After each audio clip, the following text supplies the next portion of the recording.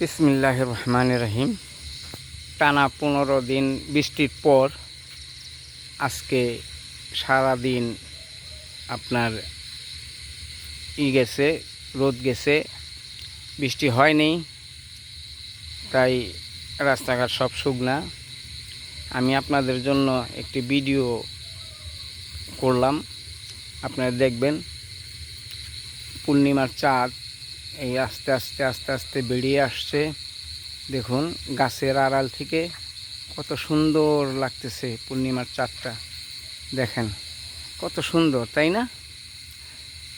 আপনারা দেখে আমার চ্যানেলটা, আপনারা এই ভিডিওটা দেখে যদি আপনাদের ভালো লাগে চাঁদনি রাতের এই ভিডিওটা, তাহলে আমার চ্যানেলটা সাবস্ক্রাইব করবেন এবং লাইক দিবেন, শেয়ার করবেন এবং নোটিফিকেশনটা পাশে থাকা বেলটি অন করে দিবেন।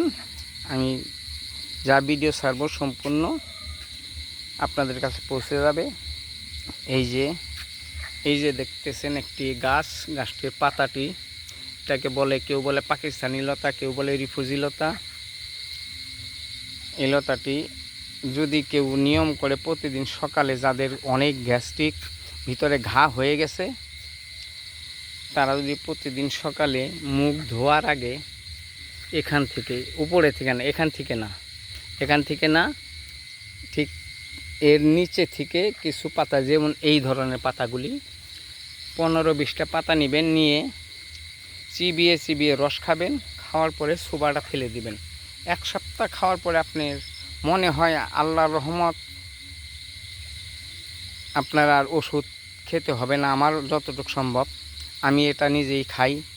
আমার আল্লাহর রহমতের কারণে আমার কোনো হয় না, গ্যাস্ট্রিক বা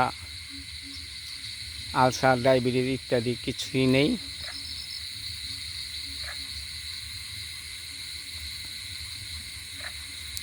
তো আপনারা এই গাছটি দেখে রাখুন। আর এই যে গাছটা, এটার নাম হলো আপনার ভান্ডি পাতা বলে। ভান্ডি পাতা, এটা খুব তিতা।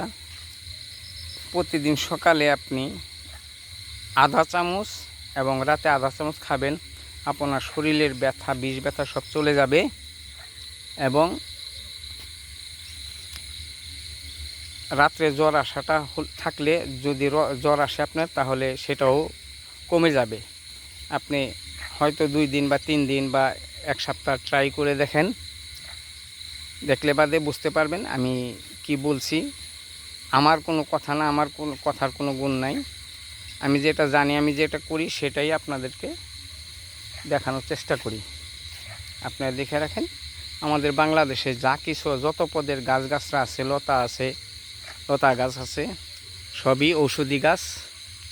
এই গাছগুলি সম্পূর্ণ কাজ করে, তাই আপনারা ব্যবহার করে দেখেন। যদি উপকার হয় তাহলে কমেন্ট করে জানাবেন, এটা আপনাদের কাছে আমার অনুরোধ। আর ভালো না লাগলে, যদি কাজ না হয়, তাহলে কমেন্ট করার কোনো দরকার নেই। আল্লাহ হাফেজ।